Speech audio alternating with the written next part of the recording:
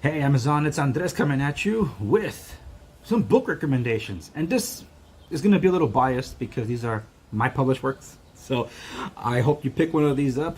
At least this should entice you to pick some of these up. So I'm going to be highlighting some of these, and just to let you know, almost all of these are available on paperback.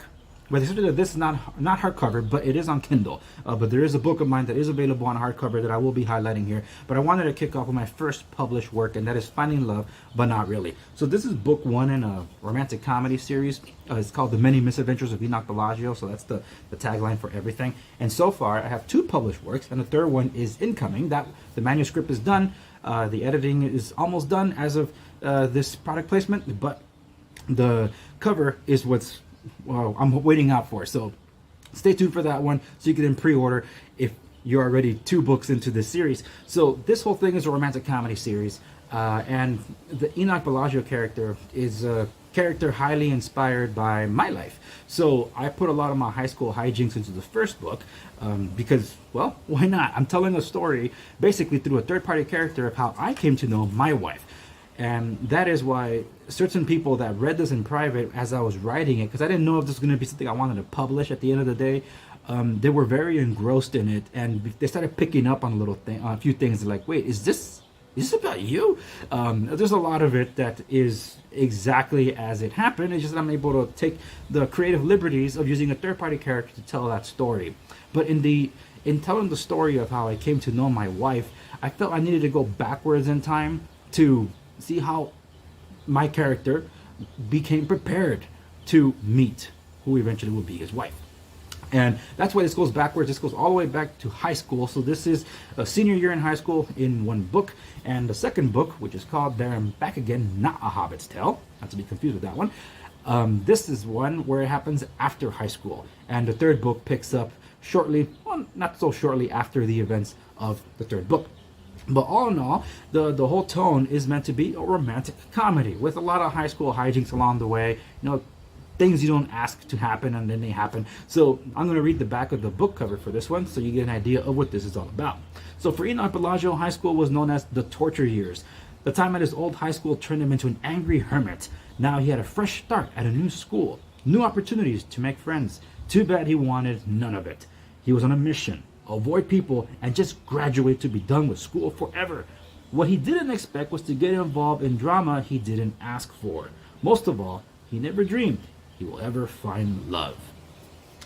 So I hope you get an idea what that could be about. Now, I must say that the tone of this romantic comedy was highly inspired by a Korean drama, of all things, that my wife introduced me to, called You Who Came From Another Star, or You Who Came From Another Planet, whatever it is.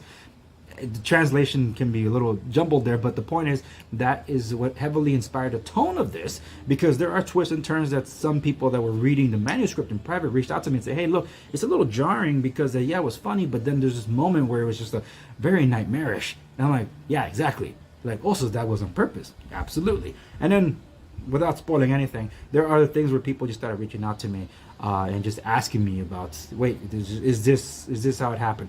Well, the beauty of being able to write a story is that you can take some creative license, but I can tell you that almost everything I wrote in here is as it happened. So take that for what it's worth. This one, as you can tell from the cover, goes a little darker, and that kind of tells you when you're telling the story of a trilogy, as it seems that the second chapter is always the more darker one before you head to the third one. No, this one is still, you know, it is on the darker side, but this was a more introspective view of Enoch Bellagio, his mindset and everything. And one of the things that I do in all the books is fourth wall breaks, so the character is talking to the reader directly.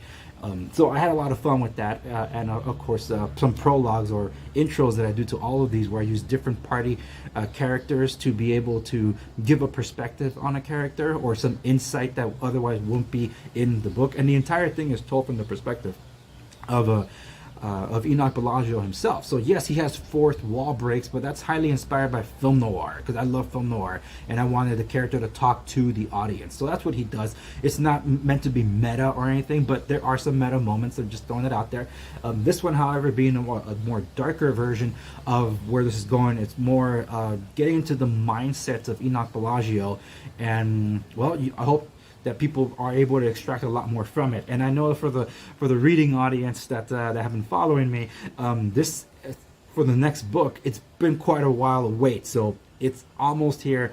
Just a little more patience, it'll be there. But whereas the first book took place in over an entire year of graduation, this final year in high school, the senior year, this one, on the other hand, takes it covers 1.5 years of events afterwards, but it's all encapsulated in a retrospective look during one plane ride. So this is literally one plane ride. You're boarding a plane and getting off the plane, and just an introspective look at all the events that happened before that. So available on Kindle and paperback on Amazon for these two. And now for the last one that I have published, because I published books. So the third book to this installment was a little delayed because this behemoth of a book, which is over 500 pages long, is the Andre Segovia Show transcript of the early days. This is basically what my show, because there is a podcast that I do called the Andre Segovia Show, what it used to be. So it was an email newsletter, and this is technically the first book I've written, but the latest one that I have published, because, well, it's taken time to edit everything out, because this was a newsletter that I was able to compile together over the years.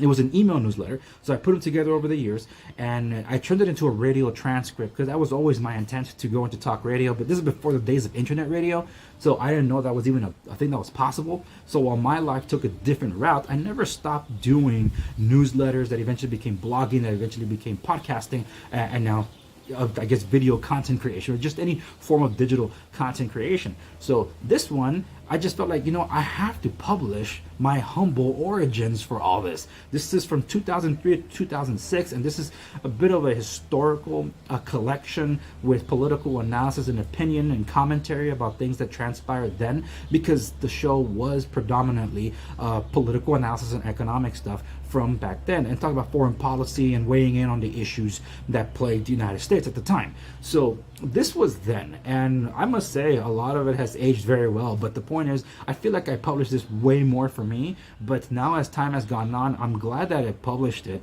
because there are events that just feel like the history is repeating itself. Like, haven't we been through this already? Oh yes, I covered it before.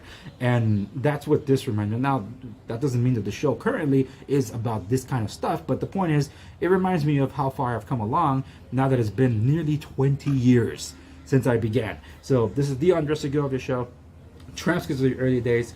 And yeah, I basically gave you the synopsis in the back because I wanted to be an automotive engineer, okay? And I work now in construction, real estate, and property management. And of course, there's a fourth job, you could say, is a content creator. But this will forever be a reminder of just how much love and passion I had for political science and how I dabbled into it. And this is the one that's available now recently on Kindle, but this one is paperback and on hardcover and Kindle. So it's available across all spectrums, and I hope you're able to pick at least one of these up, starting with Finding Love But Not Really, and coming soon, I Know Where I Am. I've Been Lost Here Before. Book 3 of The Many Misadventures of Enoch Bellagio, coming soon for pre-order here on Amazon. Thank you so much for joining me on this.